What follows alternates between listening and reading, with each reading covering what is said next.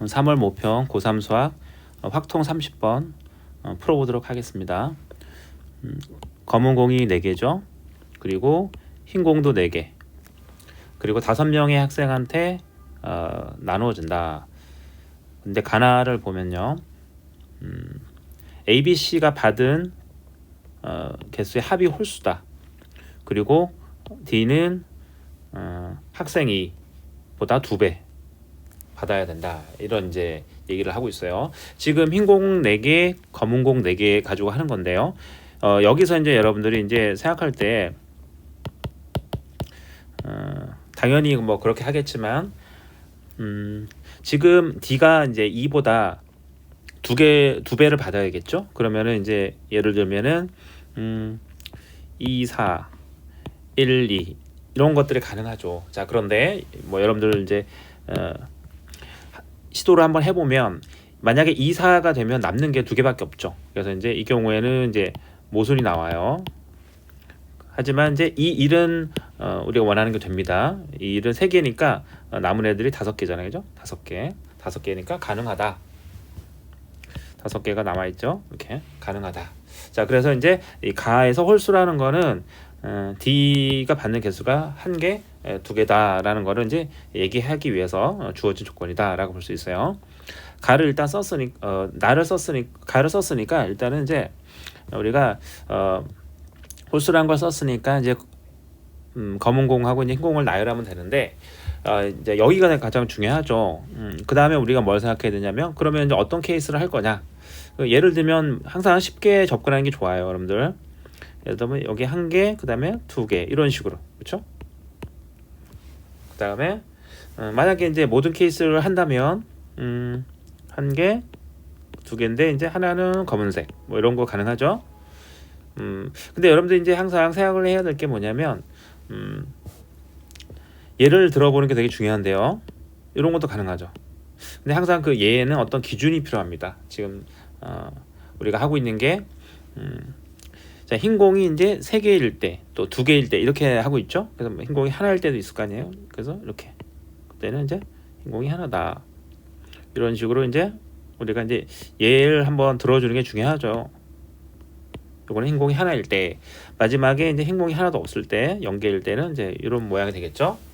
일단 이렇게 그리고 나서 이제 여러분 생각을 해야 되는 게 이제 만약에 이렇게 각각의 케이스에 대해서 정해져 있다면 우리가 경우수를 구할 수 있다는 얘기죠. 만약에 흰 공이 이제 3개인 경우에는 흰 공이 하나 남았죠. 흰 공을 누군가한테 하나 줘야 돼. A, B, C 중에서. 자, 그러면 흰 공을 이제 예를 들면 C한테 줬다.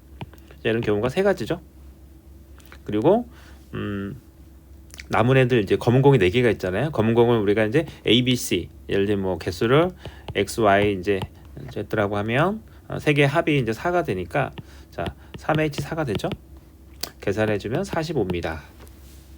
자, 그리고 흰 공이 2개일 때 또 한번 생각을 해본다면 흰 공이 뭐 2개일 때도 비슷하죠. 자, 일단은 흰 공을 기준으로 먼저 해본다면 흰 공이 2개 썼기 때문에 2개 남았잖아요. 그죠? 그러면 이제 이게 2개니까 3H2가 되겠죠. 흰 공 2개. 그 다음에 남은 이제 검은 공이 이제 3개니까 3H3이죠. 자, 그래서 흰 공이 2개일 때 계산해 주면요. 계산해 주면 이게 이제 60이에요. 자, 그런데 이제 보면 이제 흰 공이 이제 2개인 경우에는 케이스가 똑같죠. 그래서 이것도 마찬가지가 되죠. 이게 60개가 되는데. 그래서 이제 합치면 120개가 되죠.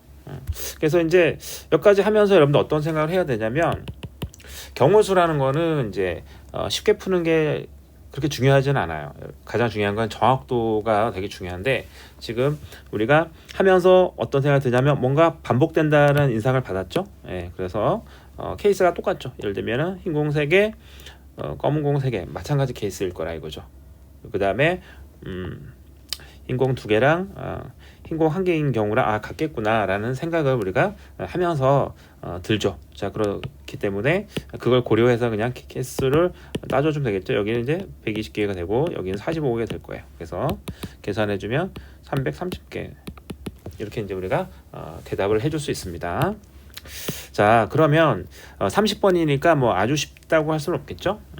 뭐 30번 치고는 그렇게 어렵다라는 생각은 들지 않는데 그래도 항상 고비가 있어요. 여러분들이 이제 시험에서 이 30번 문제를 풀 때 지금 이 문제를 풀 때 가장 고비가 뭘까 고려해 주면 되게 아이러니한데 결국 여러분들이 이제 이 한 개, 두 개, D가 이제 두 개, 한 개를 결정하고 나서 지금 이 파란색으로 표현되는 요거 케이스를 나타내 주는 게 가장 중요하죠.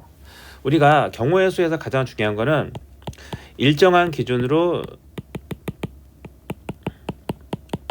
나열하는 거가 가장 중요합니다. 일정한 기준으로 나열하자. 지금은 뭐가 되겠어요? 흰공 개수가 이제 일정한 기준이 되겠죠? 지금 자 흰공 개수로 우리가 일정한 기준으로 나열했죠. 3개일 때, 2개일 때, 1개일 때, 0개일 때. 자, 그래서 보통 빠뜨리는 게 제일 문제죠. 경우 수는 이제 여러분들이 풀이 과정을 다 알아도 답이 특히 이제 주관식이니까 잘못 나오는 경우가 정말 많아요. 그래서 뭐 90% 또는 95% 정도 알고 있지만 답은 틀리죠. 자, 그래서 이런 경우를 우리가 이제 고려한다면 항상 전체 케이스를 나눠줄 때 일정한 기준을 구하려고 하는 게 아주 중요하다. 그래서 지금 같은 경우는 흰공 개수 이렇게 명확하게 해주는 게 좋아요. 어떤 모양보다는 지금처럼 아주 명확하게 개수로 잡아주면 우리가 이제 기준이 흔들리지 않죠. 그래서 이 문제에서 가장 중요한 거는 지금처럼 흰공의 개수에 따라서 여러분들이 이제 이 케이스를 나눠보는 거죠. 케이스를 나눠보면은 우리가 그 다음에 뭐 해야 될지가 이제 보입니다.